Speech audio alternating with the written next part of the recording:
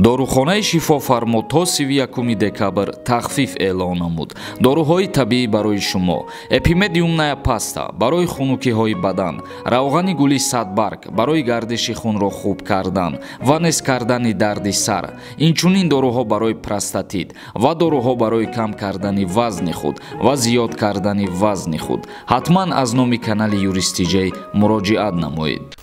маҷбур набошед агар ба роҳ набуроед дар ин вақт, ё оё дар ин амнистия депорташон шуда шидагия ё ки не. ин одам проверка мекунад ки въезди шумо ба Россияра шуда шидагӣ ҳаст.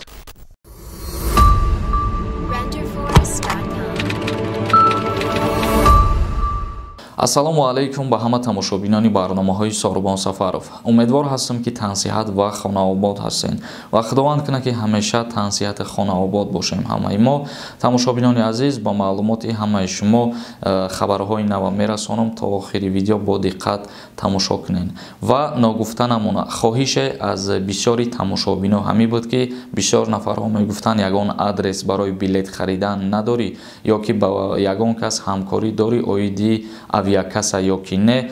хушбахтона мо имрӯз авиакасаи хидмона дар Федератсияи Россия шаҳри Москва барои муҳоҷирон дарша боз кардем. яъне касое ки мехоҳанд билет харидорӣ кунанд аз Федератсияи Россия ба ҷумҳурии Тоҷикистон ё ки аз Тоҷикистон ба Россия, рақамҳое ки дар рӯи экран ҳастай, инами рақамҳода муроҷиат кунед, билет бо нархи арзон дастрас карда метавонед ва ногуфта намона ки ин компания, ин авиакаса ай хидмона ягон одами бегона нест ва бо дили пир метавонед ки билетҳои худтона харидорӣ кунед. ва касе ки мехоҳад рафта аз наздик худаш билет бихара, агар авиакасаи мо дар шаҳри Москав метрои молодёжни ҷойгир мебошад, яъне ки метрои молодёжни дар линияи сеюмай касе ки дар Москва қарор дорад худтон медонед ва агар ки рафта натонем ба метрора, метавонед ки дар инами рақамҳо бинависонед, билети электронӣ харидорӣ мекунед ва озод бе ягон мушкилӣ парвоз мекунед аз Тоҷикистон ба Россия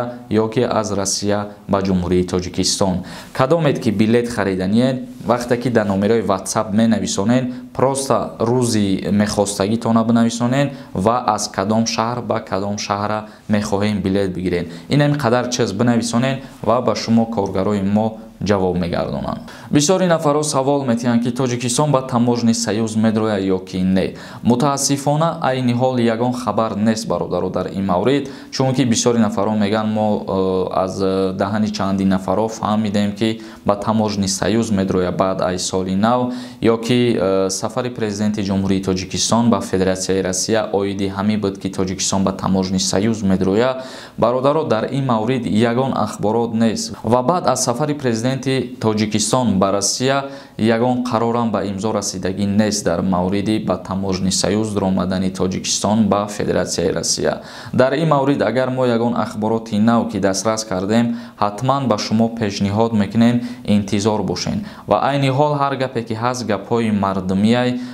баъд аз соли нав танҳо гуфтагӣ буданд ки ҷумҳурии Узбекистон ба таможни Союз ворид мешавад. мумкин дар ояндаҳои наздик Тоҷикистонам ворид шавад, лекин дар иҷа ягон кас аниқ гуфтан наметавонад олӣ ки ворид мешавад ё ин ки не, чунки маълум нест олӣ.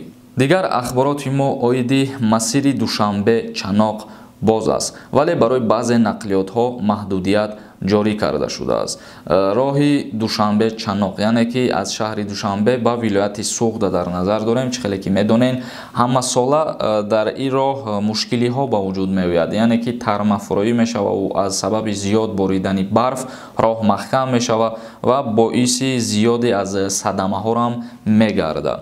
ширкате ки ба ҷамъоварии маблағ аз худравҳои роҳгузар дар масири Душанбе Чаноқ машғул аст, аз вазъи феълӣ ин роҳ иттилоот додааст. ҳаракат барои мошинҳои фура ва ҳамчунин нақлиёти ядакдор манъ карда шудааст, омадааст дар хабари ширкат. яъне нақлиётҳои боркаши калоне ки аз Хуҷанд ба Душанбе бор меёранд ё ки аз Душанбе ба Хуҷанд бор мебаранд, мутаассифона барои ин намуд нақлиётҳо роҳҳо баста шидагиаст. ёдовар мешавем ки бегоҳи 1 январ бинобар бениҳоят шадид будани бориши барф бо мақсади таъмини бехатарии шаҳрвандон ҳаракати тамоми намуди нақлиёт аз тариқи роҳи душанбе хуҷанд муваққатан боз дошта шуда буд. ба маълумоти онҳое ки азми сафар аз тариқи ин роҳро доштанд расондааст ба ҳолати техникии автомобилҳояшон бештар таваҷҷуҳи зоҳир намоянд. Ширкат аз ронандагон дархост кардааст бо нақлиёте ки тариқи пешбар надорам ба роҳ набароянд, зеро дар баробари он ки худашон ба мушкил мувоҷеҳ мегарданд ба гузориши дигар автомобилҳо монеаи эҷод менамоянд. маҳдудиятҳо дар ҳолест ки ҳавошиносони кишвар давоми чанд рӯзи оянда дар кишвар ва махсусан дар баландкӯҳҳо боридани барфи шадид ва сардиҳоро пешгӯӣ карданд. яъне ки махсус сабаби маҳдудият ворид кардан дар роҳҳо чӣ хеле ки гуфтем сабаби зиёд боришоти барф мебошад.